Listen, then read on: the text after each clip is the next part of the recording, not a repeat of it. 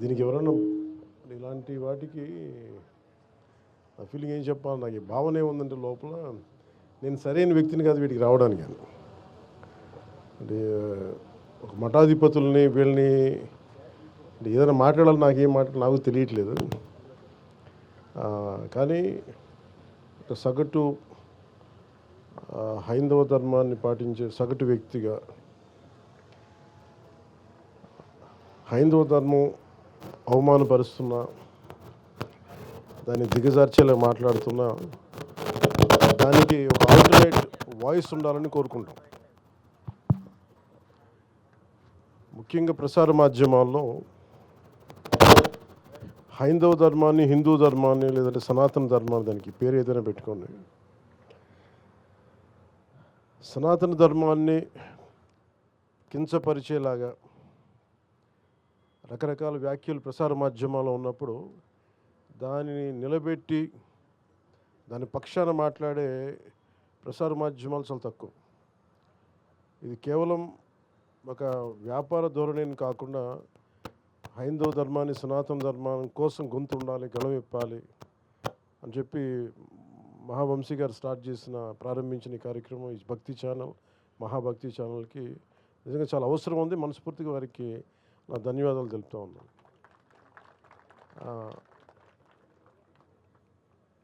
మనం మహాభక్తి అంటే నేను వారికి చెప్పదలుచుకుంది ఏంటంటే, ఈ ప్రోగ్రాం ద్వారా ఎప్పుడు మన హిస్టరీ, ఎప్పుడు కూడా మన చరిత్ర స్కూల్లో మనందరం నేర్చుకుంది కానీ ఇప్పటికీ నేర్పుతుంది కానీ మన ధర్మం తాలూకు లేదంటే మన చరిత్ర తాలూకు గొప్పతనం ఎవరు చెప్పరు. ఎంతసేపు అక్కడ ఓడిపోయాం, వాళ్ళు వచ్చి మొఘలాయులు వచ్చి కొట్టారు, లేదంటే బ్రిటిష్ వాళ్ళు వచ్చి కొట్టారు తప్ప మన చరిత్ర తాలూకు గొప్పతనాన్ని, సనాతన ధర్మాన్ని పాటించిన పరిపాలకులు ఎంత బలంగా చేశారు, అన్ని మతాలకి ఎలా స్థానం కల్పించారో చెప్పాల్సిన అవసరం ఉంది. కేవలం భక్తి కాకుండా చరిత్ర కూడా చెప్పాలి. దీనికి చాలా చాలా అవసరం అది. అంటే ఉదాహరణకి నేను మొన్న మదురై మీనాక్షి అమ్మ టెంపుల్కి వెళ్తే అక్కడ పూజారులు లోపల చూపిస్తా, ప్రధాన పూజారులు ఎలాగ మధుర మీనాక్షమ్మ మూల విగ్రహాన్ని ఎలా దాచిపెట్టారు, ఈ విదేశీ రాజులు వస్తున్నప్పుడు దాన్ని ముష్కరులు వచ్చినప్పుడు ఎలా దాన్ని కాపాడారు, చాలా కాలం తెలియదు. ఇలాంటి చరిత్ర నాకు వెళ్తే కానీ నాకు తెలియలే. ఇలాంటి మనని ముఖ్యంగా దాని బదులు ఒక పక్కనే దురాక్రమణదారులు వచ్చి ఎలాగ ఇదే మూల విరాట్ విగ్రహం అని చెప్పి ఒకటి దాడి చేశారు. అంటే శివలింగం ఉంటుంది, శివలింగాన్ని దాడి చేస్తే శివలింగం మధ్య కట్ అయిపోయింది. ఆ ఘాటు ఉంటుంది, కత్తి ఘాటు. కానీ అలాంటిది చరిత్ర అందరికీ తెలిస్తే, మన గత చరిత్ర తెలిస్తే ఇది ఎంత అవసరం మనకి, మనం ఎంత కాపాడుకోవాలి. మనం ఏమనుకుంటామంటే in the name of secularism అన్ని మతాలు సమానమే, కానీ అన్ని మతాలు సమానం అని చెప్పిన హిందూ ధర్మాన్ని పదే పదే అందరూ సాగు కొడుతూ ఉంటే మటుకు నాకు ఇబ్బంది అనిపించింది. నేనేమి బలమైన ఏమంటుందని ఒక మంకు పట్టుబట్టే, లేదంటే ఒక మూర్ఖంగా పట్టుబట్టే హిందువుని కాదు నేను.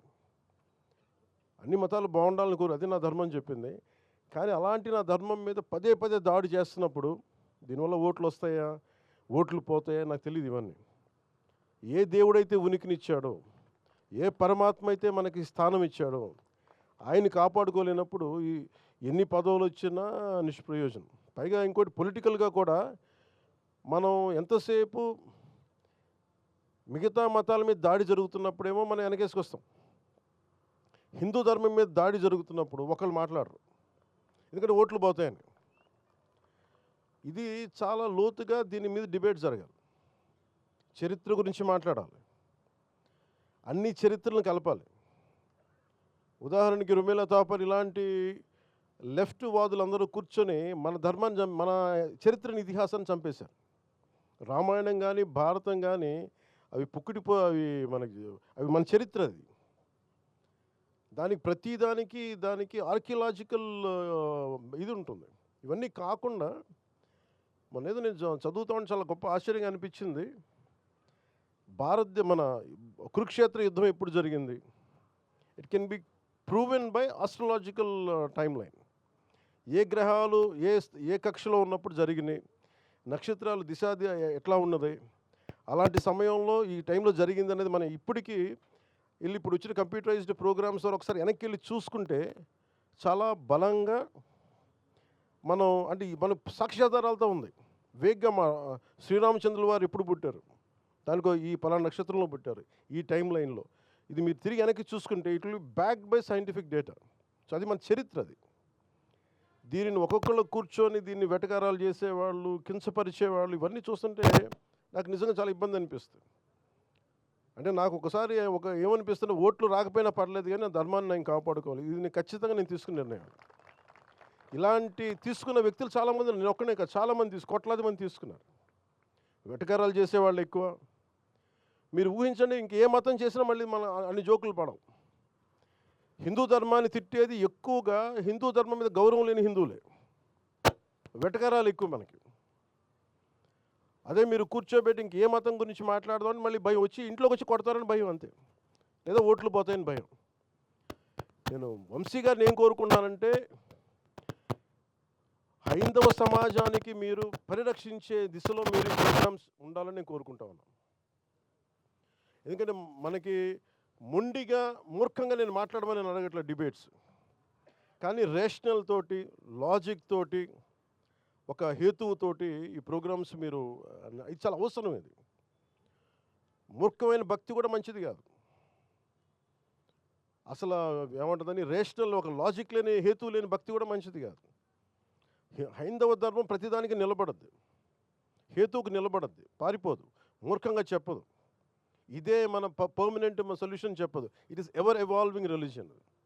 నిత్య నూతనంగా తనని ఆవిష్కరింపజేసుకునే ధర్మం సనాతన ధర్మం. అందుకని ఇలాంటివన్నీ కూడా నెక్స్ట్ జనరేషన్కి చెప్పాలి, కమింగ్ జనరేషన్స్కి చెప్పాల్సిన అవసరం ఉంది. మన చరిత్ర గురించి చెప్పాల్సిన అవసరం ఉంది. నైస్ డిబేట్స్ దీంట్లో రావాలని కోరుకుంటాం.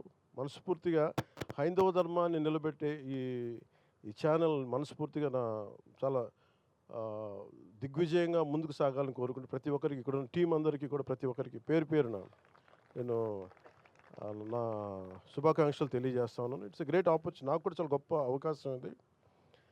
ఎందుకంటే చాలాసార్లు అనిపిస్తుంది, అయ్యప్ప స్వామి పడి పూజ చేస్తుంటే దాని మీద వెటకారాలు చేస్తారు. ఒకసారి నేను చాలా బలంగా హైందవం సనాతన ధర్మం గురించి మాట్లాడతానంటే, నా ధర్మం నేను కాపాడుకోలేని వాడిని మిగతా ధర్మాలు నేనేం కాపాడగలను. అందుకని చాలా బలంగా, అంటే ఏమైపోయిందని ప్రతిదీ ఇది మాట్లాడాలంటే ఓట్లు పోతాయి అంటారు. రాజకీయాల్లో లేని వాళ్ళు కూడా ఓట్లు పోతాయి. అందరం పొలిటికల్లీ రైట్ అయిపోయాం. అదే మీరు మిగతా మతాల గురించి మాట్లాడితే ఎవరికి ఇబ్బంది ఉండదు. వాళ్ళని చేస్తేనేమో సెక్యులరిజం, హైందవ ధర్మం గురించి మాట్లాడితేనే మతోన్మాది. ఇలాంటి పిచ్చి డిబేట్స్ ఎక్కువైపోయినాయి. ఇది కండిషన్. 200 ఏళ్ళుగా బ్రిటిష్ మెకాలే దగ్గర నుంచి మనల్ని కండిషన్ చేసి రుమీలా తాపర్ లాంటి హిస్టారియన్స్ వక్రీకరించి ఇవన్నీ చెప్పి మనల్ని కండిషన్ చేశారు. అలాగే మనకి కూర్చోబెట్టి ఉత్తరానికి, ఉత్తర భారతానికి మనకి సంబంధం లేదన్నట్టుగా, దక్షిణాది వేరు ఉత్తరాది వేరు అని చెప్పి పిచ్చి ఐడియాలజీ కానీ, ఇవన్నీ మనం కౌంటర్ చేయాల్సి ఉంది. Arguments through rational argument, through proper logical arguments తోటి, బలమైన సాక్ష్యాధారాలతోటి. చాలామంది ఎక్స్పర్ట్స్ ఉన్నారు. అలాంటి గొప్ప వ్యక్తులందరికీ మీరు ఒక ప్లాట్ఫామ్ కావాలి. అది మనకి ఆంధ్ర రాష్ట్రం చాలామంది ఉన్నారు. ఇది మన ఆంధ్రాలో కాదు, తెలంగాణ తెలుగు ప్రజలు ఎక్కడున్నా అందరూ దీన్ని అందరూ చూసే ఛానల్ అవ్వాలని మనస్ఫూర్తిగా కోరుకుంటూ, ఈ సందర్భంలో మహావంశీ గారికి చాలా టఫ్ జాబ్. ఒక ఛానల్ని తీసుకురావడం అంటే కొంతమందికి ఎంప్లాయ్మెంట్ ఇవ్వడం, చాలా బాధ్యత తీసుకుంటాం. ఆల్రెడీ ఒక ఛానల్ చేశారు, ఒక ఎంటర్టైన్మెంట్, ఒక న్యూస్ ఛానల్ ఉంది, ఒక ఎంటర్టైన్మెంట్ ఛానల్, దానికి భక్తి ఛానల్ కూడా ప్రారంభించడం అంటే చాలా కష్టసాధ్యమైంది. ఆయన నాయకత్వంలో, ఆయన లీడర్షిప్లో ఇది మరింత ఉన్నతిని సాధించాలని కోరుకుంటూ, ప్రతి ఒక్కరికి పేరు పేరున ఇక్కడికి వచ్చిన మీ అందరికీ ధన్యవాదాలు తెలుపుకుంటూ